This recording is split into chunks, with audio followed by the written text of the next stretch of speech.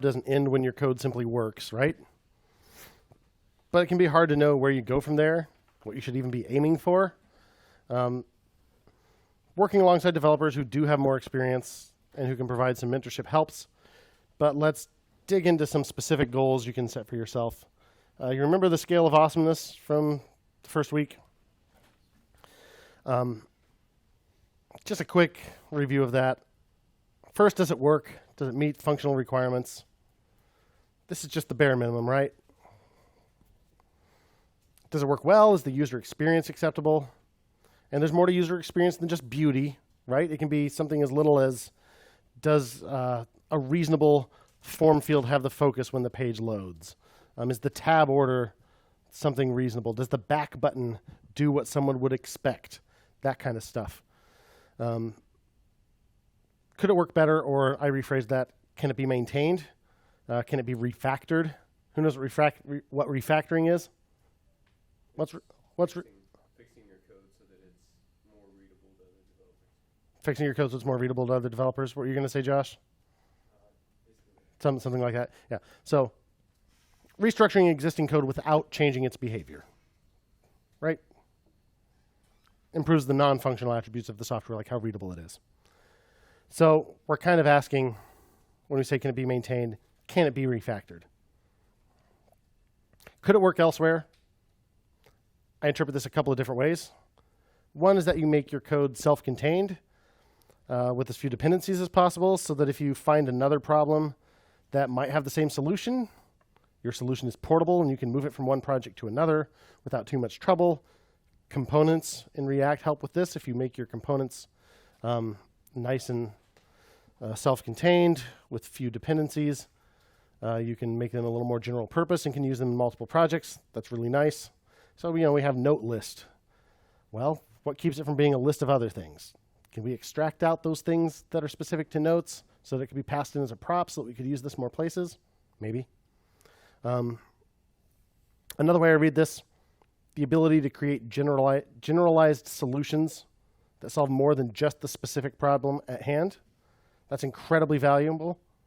So think about all the people who wrote Rebase and React RTE, the rich text editor, all the things that we've been using. Somebody wrote that, probably because they needed to solve that problem.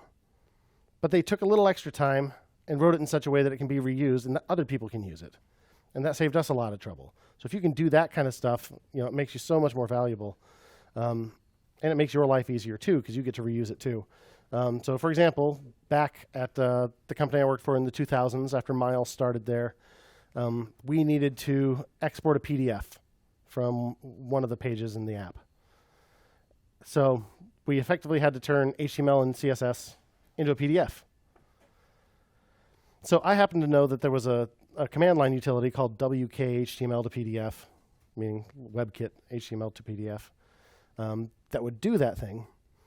And so we made it work so we could export that one report. But Miles took just a little extra time and turned it into a reusable library that still just ultimately used that other technology under the hood. But it could be dropped into any Ruby project. And you could very easily turn CSS and HTML into a PDF. And so he made that into a Ruby gem, which is like the equivalent of an NPM package, but for Ruby. And released it, and it was called Wicked PDF. And a couple years later, Dave Jones took over maintenance of that. And it has 3 million downloads, because that's a very common problem. And that became one of the most popular solutions because he just took a few extra minutes to make it reusable. So if you can do that, that's great.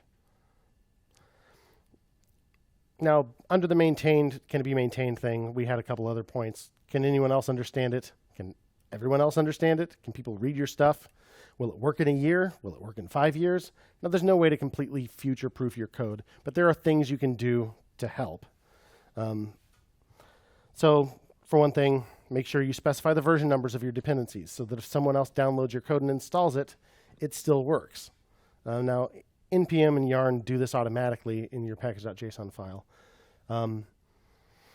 But if you didn't specify those things, and say you said it relies on Rebase, well, a brand new major release of Rebase happened in the middle of the first session. So The API changed a little because it used to handle Firebase authentication as well, not just the syncing. But they took that out. And so when you ran yarn add rebase or npm install rebase, you got the new version unless you specified the version number. But that brings us, so if we had an existing project that used it, the good news is we specified the older version in package.json. So if you downloaded that and installed it, you'd still get the version that worked.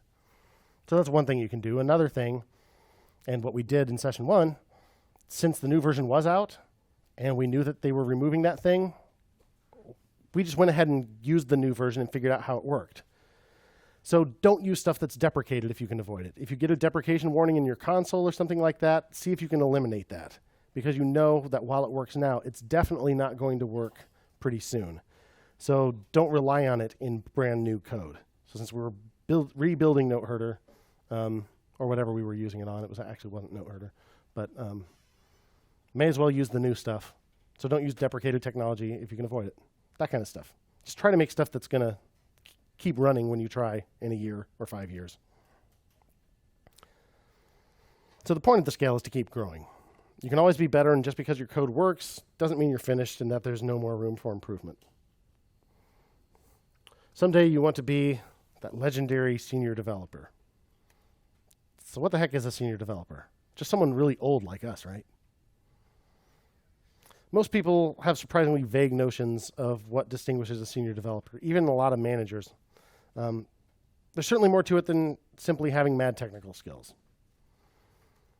Why should you care? Why are we even having this conversation? Well, I hope it goes without saying that you're not there yet. You're not a senior developer, despite what my first job out of college told me. And it's good to know what you're aiming for. So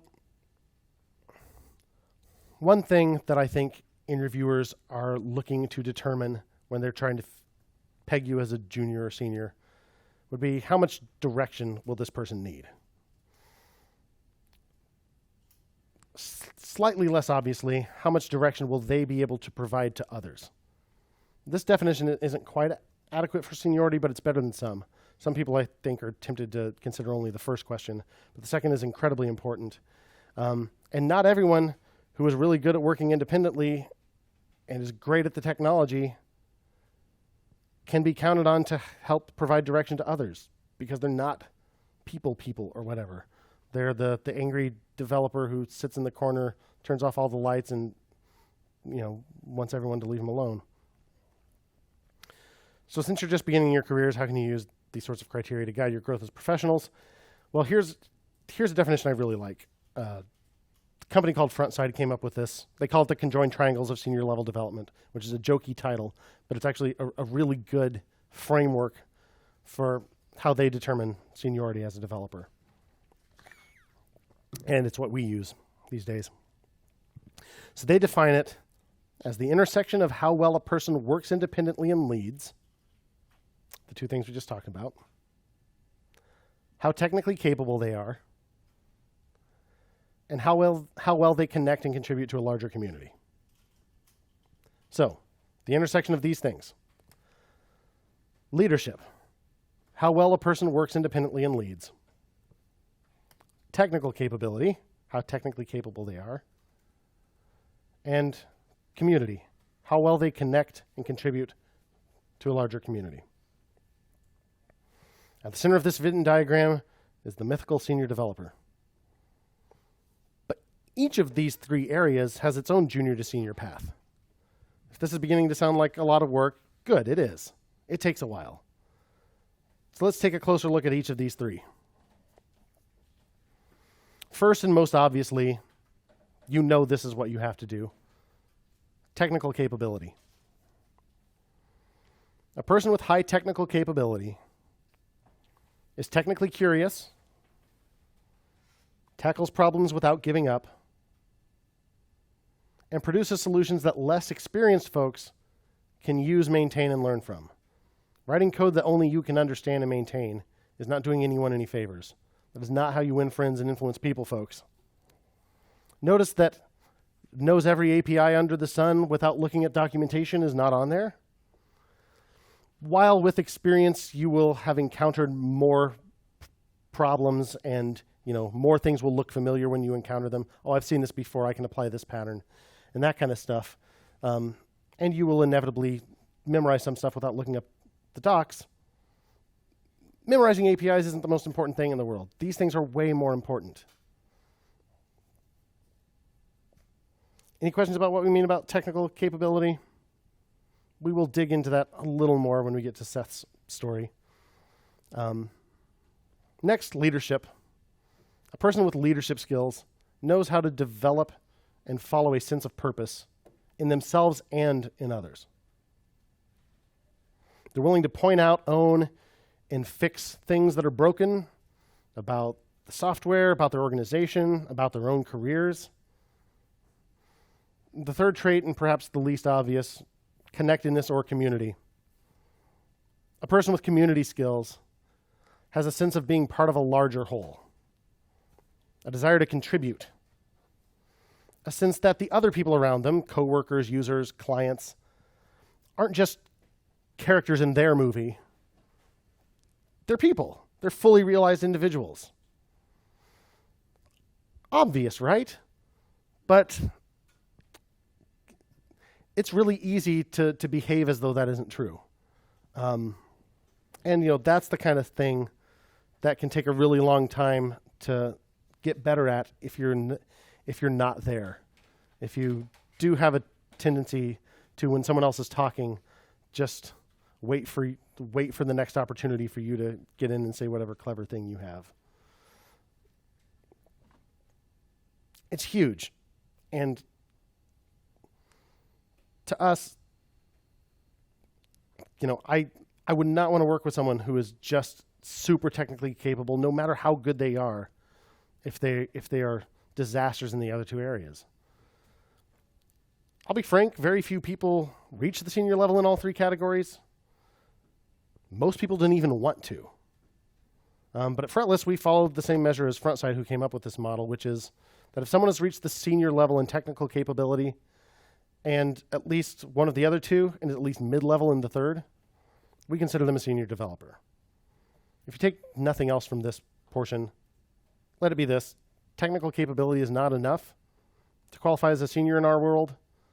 No one with mad technical skills wants to hear that, but we can't deliver the kind of product we need based on technical skills alone. Part of why we're able to get away with being freelancers of sorts is that we can provide a lot of value in the other area. If we go in and join a team for a few months, hopefully we can actually make that team better. Not just because we're writing good code, but because,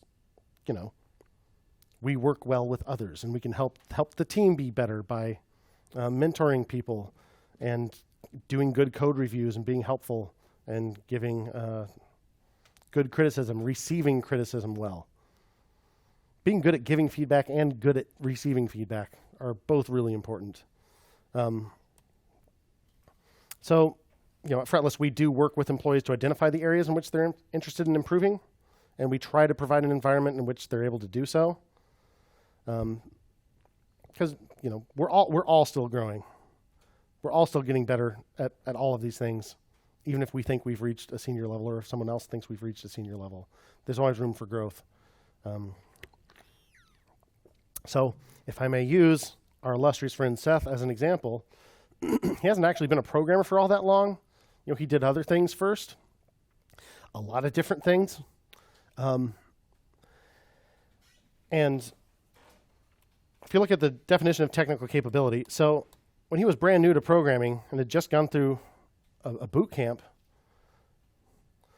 obviously he hadn't written very many apps, and he hadn't encountered a lot of specific problems in the wild, and so didn't have necessarily a lot of patterns to apply to a new problem. But boy, was he technically curious. And yeah, he tackled problems without giving up. This is not a lazy man you are looking at with those bulging muscles. And from the very beginning of his learning process, he had it as a goal that he would make things that other people can use, maintain, and learn from. The way he learned and the people he hung around with, kind of from the get-go, really encouraged that. So build maintainable stuff instead of like the spaghetti crap that I made for like the first 5 years that I was a developer. And when it came to leadership and community, well, he'd had a lot of experience working in other fields and at other places. And even though he hadn't been a developer before, all that other experience was still relevant. So I'll turn it over to the mighty Seth Bachman to talk more about his dang self.